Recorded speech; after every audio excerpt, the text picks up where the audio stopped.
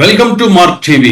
ఈ రోజు మన guest political analyst Sanskar Rajesh మనకు జూమ్ లైన్ అందుబాటులో ఉన్నాడు. గుడ్ ఆఫ్టర్నూన్ రాజేష్ గారు. గుడ్ ఆఫ్టర్నూన్ అండి, నమస్కారం. నమస్తే నమస్తే.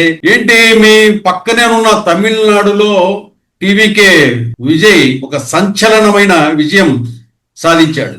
అంటే ఒక సినిమా హీరోగా అతను పార్టీ పెట్టి 2 సంవత్సరాల్లోనే ఒక దిగ్గజ పార్టీలైనటువంటి డిఎంకే, ఏఐడిఎంకేతో పోటీ పడి మరి సింగిల్ లార్జెస్ట్ పార్టీగా అతను అన్ని సీట్లు సాధించాడంటే అది గొప్ప విషయం. అని అసలు విజయ్ కి ఈ సక్సెస్ కి తోడైన అంశాలేంటి?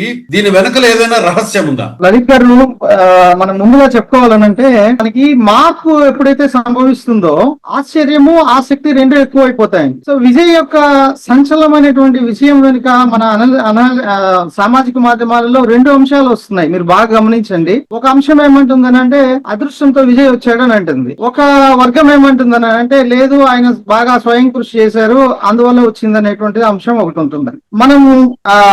మనం చర్చించుకోవాలని అనుకుంటే ఈ అనాలిసిస్ మనము స్పష్టమైనటువంటి అనాలిసిస్ మనం చేయాలనుకుంటే విజయ్ పొలిటికల్ పార్టీ పెట్టక ముందు, పెట్టిన తర్వాత ఈ 2 అంశాలను మనము క్షుణ్ణంగా పరిశీలిస్తే మనకు చాలా వరకు మంచి అర్థమైపోతుంది. సో మనము బిఫోర్ మనము ఆయన పొలిటికల్ పార్టీ పెట్టక ముందర మనం గమనిస్తాం, ఆయన ఒక చరిష్మాటిక్, ఒక స్టార్, ఓ చరిష్మా ఉంటుంది. ఆయన న్యూక్ అండ్ కార్నర్ లో ఆయన ఏది చెప్పినా వెళ్తుంది యాజ్ ఏ ఆర్టిస్ట్. ఆ తర్వాత ఆయన ఇన్స్పిరేషనల్ మూవీస్ కూడా ఎన్నో చేస్తున్నారు. ఇవన్నీ పక్కన పెడితేనండి 2009 జూలైలో వాళ్ళ నాన్నగారి ప్రోద్బలం కావచ్చు, లేకపోతే ఆయన ప్రోద్బలం కావచ్చు, ఆయన యొక్క సంకల్పం భవిష్యత్తులో సీఎం అవుదామన్నటువంటి ఆలోచన ఉండొచ్చు. 2009లో ఆయన ఏం చేశారనంటే తమిళనాడులో వాళ్ళ అభిమానులందరినీ కలుపుకొని దాదాపుగా 80,000 మంది అభిమానులు అండి, ఒకరిద్దరు కాదు, 80,000 మంది అభిమానులతో ఆయన విజయ్ మక్కల్ ఇయక్కం అనేటువంటి ఒక ప్రజా ఉద్యమ సంఘాన్ని ఆయన స్టార్ట్ చేశారు ఆ రోజుల్లో. సో ఈ సంఘం ఊరికే ఉండలేదండి. ఈ సంఘం ఏంటంటే 2011లో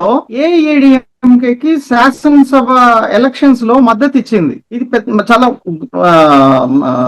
గమనించదగ్గ విషయం. తర్వాత ఇదే సంఘము దాదాపు ఒక 10 సంవత్సరాలు సైలెంట్ గా ఉన్నా కూడా వాళ్ళు ఏం చేశారంటే 2021లో స్థానిక సంస్థల ఎన్నికలు మనకి తమిళనాడులో జరిగాయి. ఆ స్థానిక సంస్థల ఎలక్షన్స్ లో ఈ సంఘం తరపున అభ్యర్థులను నిలబెట్టారు. దాదాపుగా ఎన్ని స్థానాలు నిలబెట్టారు తెలుసా? 169 స్థానాల్లో నిలబెట్టారు. 169 స్థానాలకు గాను దాదాపుగా 115 స్థానాలను ఈ సంఘం గెలుచుకోనింది.